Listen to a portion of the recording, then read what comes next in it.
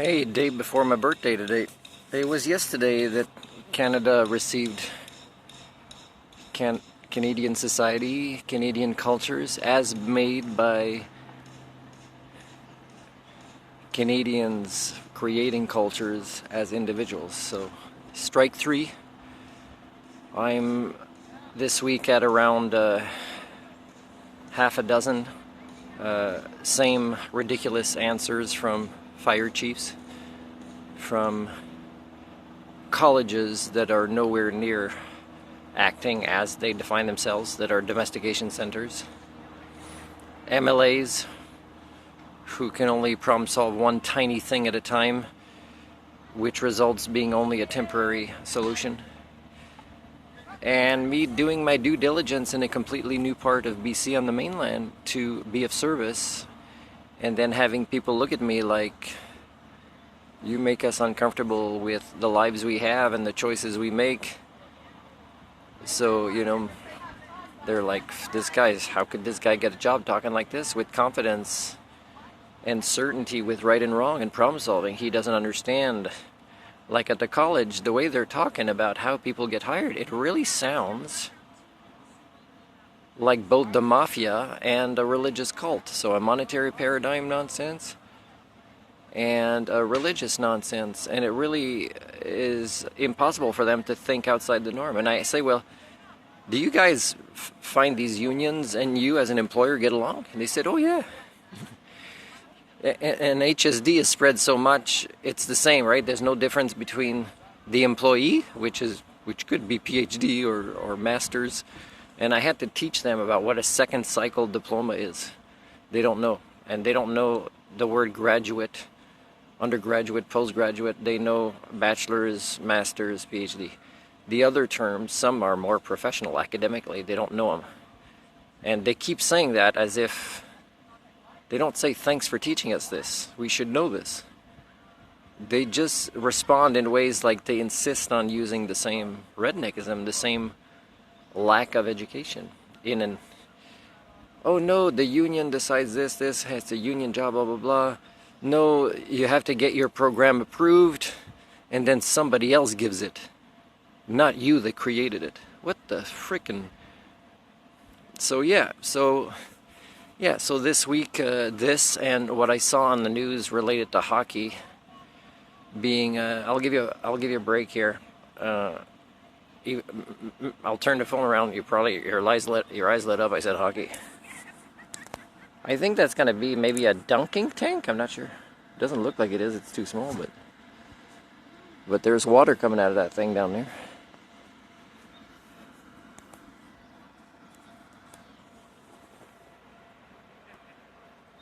My bicycle's down there. First time I ride this used bicycle. I'll come back to hockey. Maybe I'll save hockey for the end, see if your attention span holds. And I went to get an estimate on new grips and climbing bars, the extensions that you pull on when you're climbing. And they also wanted to charge me, even though they have the expertise, and they're good quality parts. Still expensive. But to charge me for their expertise at a rate that is pretty high compared to how long it would take me to do it, and missing the tools and the experience of having it done multiple times. Like, can you imagine if I started charging you people primates for role modeling critical thinking behaviors, or receiving good listening skills or counseling skills without even realizing you're receiving it? Could you imagine if I charged you for all of my expertise? Can you imagine if, I'm doing this trail and I see a local person that probably bought their bike at this bicycle shop, and something happens and they need help, and I have my tools and I help them. You think I would charge them? No. I'm promoting cycling. I'm promoting community. Anyways, I'm not saying they're that bad at this shop. It's just that, well, the only thing I bought is a bell, and it's still expensive for a bell. It's still like $8.15 for a basic bell, but I wanted to buy something just because he checked the air in my tire like I asked. But there's a lot of things I'll have to do on this bike by myself, because the price of the new grips and climbing bars is the same that I paid for the bike. So I'll have to buy cheaper ones at Canadian Tire and install them myself, which is fine. I can do it. I'm a polymath. A polymath is a lifelong learner, Installing this falls under jack of all trades, which is not the same as polymaths because it's more with tools. It's not the social sciences and humanities.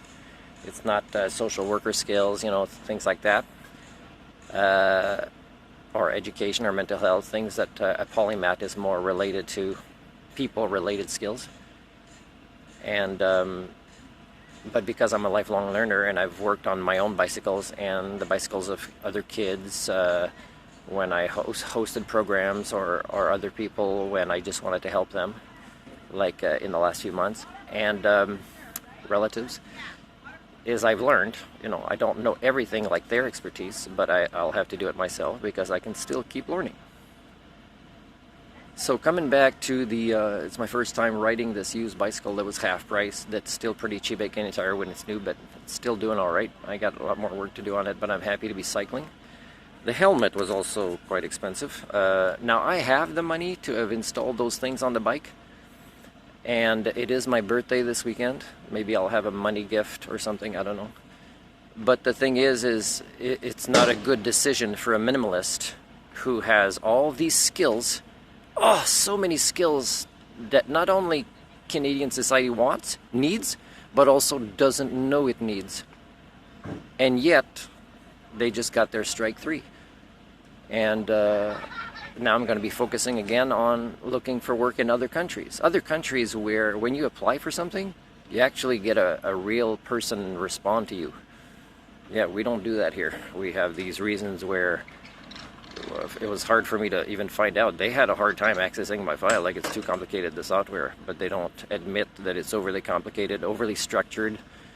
They don't realize that there's sheep being herded or cattle being herded towards their end as a culture. They don't realize this. And because it's so far advanced, all they want is minimize resistance on a daily basis in a way that grows these toxicities and evolutionary dead ends in their cultures here. And it's not the worst country in the world, but again, the data is, I think the word is conclusive. I think that's the word I've been looking for a long time. I have so much data to prove this. Now, these problems are solvable, but they are beyond the ability of the individuals within Canadian society to find a motivation, to learn the skill sets to do it, and to apply it. They're beyond this. So the HSD in the world is pretty strong, and in Canadian society it's not anywhere lower, and it's definitely going to get worse. So this week, watching news that was North American related, but that was a Canadian sports channel that was focusing on hockey and what happened in the finals. And I don't know about this, right? I'm just on the ferries charging my phone for being able to film this great video for you that you might still be paying attention until the end when I finish this hockey story, because that's very important, hockey, isn't it? So when they're talking, and even the lady who works for that sports channel, she's like making eyes like, oh my God, when is this story going to end? It's like, you know, like you can really tell the nonverbals. She's like, holy shit, why do I have this job? Why? Because you're a domesticated sheep. And it's all about image and income coming in so you can consume useless pieces of plastic and feel good about yourself. You know, it's not, this might be an intelligent woman who studied certain careers or who likes certain sports, and now she's stuck in these stories where people are talking in the news as if an asteroid just struck a part of the world and people are dying, and it'll have negative consequences for generations to come for everybody on Earth. You know, that's their tone, and yet they're talking about unimportant, useless, dehumanizing sports stories. But for them, it's like it's the world. This lady's nonverbal communication showed to her that there's a limit to how much she cared about that story, but still, that they're showing this, they're talking about it for so long, and that the people interviewed, like coaches, are talking like this is everything to them. This is existence. Isn't that sad? Because of that, yeah, so I'm now elevating, because it's a North American story right now, and I don't know if it's finished talking about it. I hope it is. It's just devolving your brain every time you decide that's what you want to focus your attention on. And it is 99.91% of people primates, your species, suffer from HSD. And when I say this, it's at levels of HSD that is advanced. That means unless there were, let's say 5 to 6% of people like me that understood what HSD is and how to counteract it, but I haven't met another Homo sapien, so yeah, there's not even 0.09 that I can confirm of anybody that could help you. So your advanced HSD is making you doomed.